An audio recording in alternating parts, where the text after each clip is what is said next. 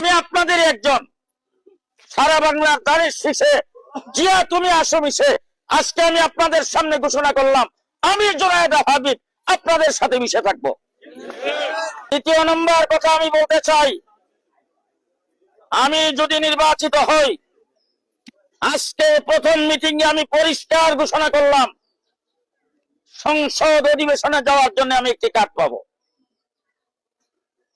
একজন এমপির জন্য যদি কোনো বরাদ্দ হয়, সে বরাদ্দটা সইটা আমি করব।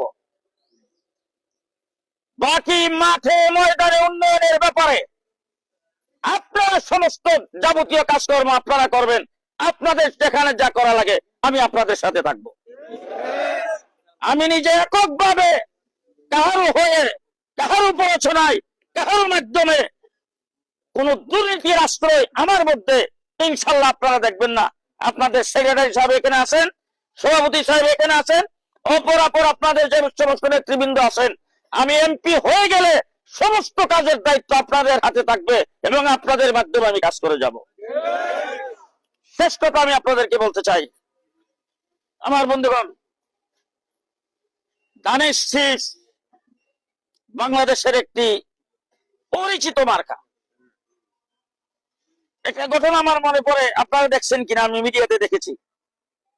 একজন মহিলাকে একজনে যাইয়া কিছু সংখ্যক লোক যে আছে, তো আমি নাম বলবো না, বিএনপির খুব বদনাম করছেন, চাঁদাবাজ, এই বাস সেই বাস, বদনাম করার পরে এখন মহিলা বলে যে বিএনপিকে ভোট দেওয়া যাবে না।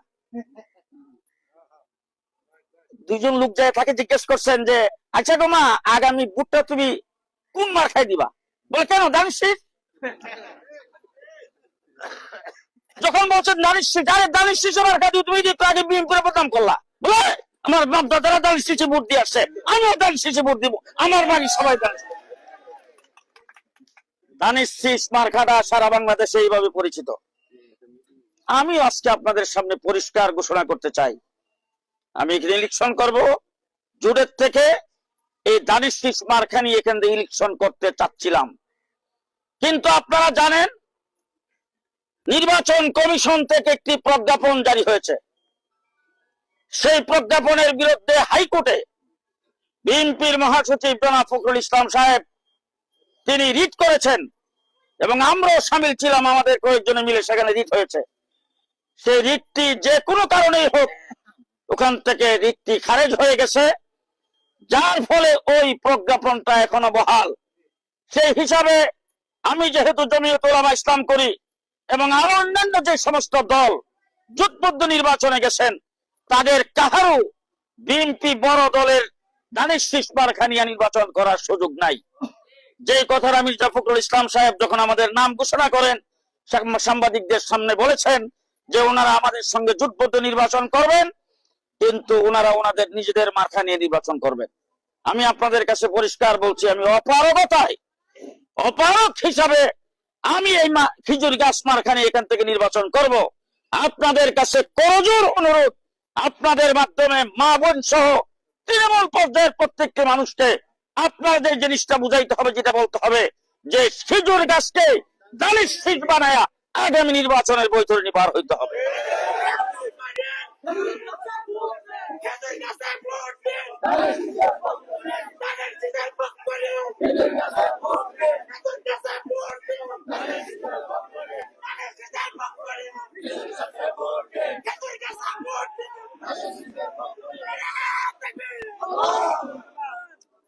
সংগ্রামী সাথী বন্ধুগণ, আপনারা অনেকে অনেক গ্রামগঞ্জের থেকে এসেছেন, অনেক ওয়ার্ড থেকে এসেছেন, অনেক ইউনিয়ন থেকে এসেছেন।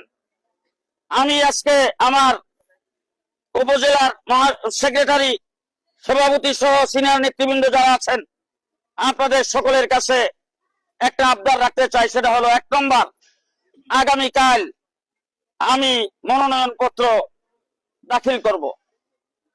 যেহেতু আমি জোটবদ্ধ নির্বাচন করছি, বিএনপির সাথে আমার দল জুটে আবদ্ধ হয়েছেন, জুটের থেকে আমাকে মনোনয়ন দিয়েছেন, সেই হিসাবে আমি আপনাদের আশা করব যে বিএনপি একটি সর্ববৃহৎ দল, সেই দলের পক্ষ থেকে জুটের থেকে যাকে নমিনেশন দিয়েছেন তার মনোনয়ন পত্র দাখিলের দিন একটা বড় ধরনের শোডাউন হয়েছে। সেই জিনিসটা আপনারা কালকে দেখাবেন। আমার সভাপতি সাহেব, সেক্রেটারি সাহেব, ওনাদের কাছে আবেদন, ওনারা সেটার ফর্মুলা আপনাদের সামনে বলবেন। আমি সকাল 10টার সময় টাইম করতে চাই, সকাল 10টায় জমা দেওয়ার।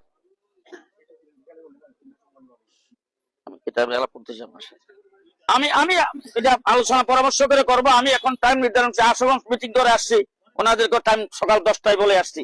যাই হোক, সকাল 10টায় আমি নির্ধারণ করেছি, এটা ওনাদের সাথে পরামর্শ করে টাইমটা পরিবর্তন হইতে পারে। দ্বিতীয় নম্বর হলো, আপনারা আমাকে পরামর্শ দিবেন এলাকায় কিভাবে কাজ হবে, ওয়ার্ড কিভাবে গুছাবেন, ইউনিয়ন কিভাবে গুছাবেন, গ্রাম কিভাবে গুছাবেন, মানে নির্বাচন এজেন্ট কিভাবে দিবেন, নির্বাচনী কেন্দ্রগুলি কিভাবে আপনারা গুছাবেন। আপনারা সবকিছু গুছায় আমাকে যেভাবে পরামর্শ দিবেন আমি সেইভাবে কাজ করব। আশা করি আজকের পর থেকেই আপনাদের কেন্দ্রীয় নেতৃবৃন্দের পরামর্শে ইনশাআল্লাহ আপনারা সেই কাজগুলি করে নেবেন। আমাদের জেলা কমিটির আপনাদের যারা আছে সিনিয়র, ওনাদের সাথে আমি কথা বলেছি। শ্যামল ভাই আমার অত্যন্ত আন্তরিক বন্ধু,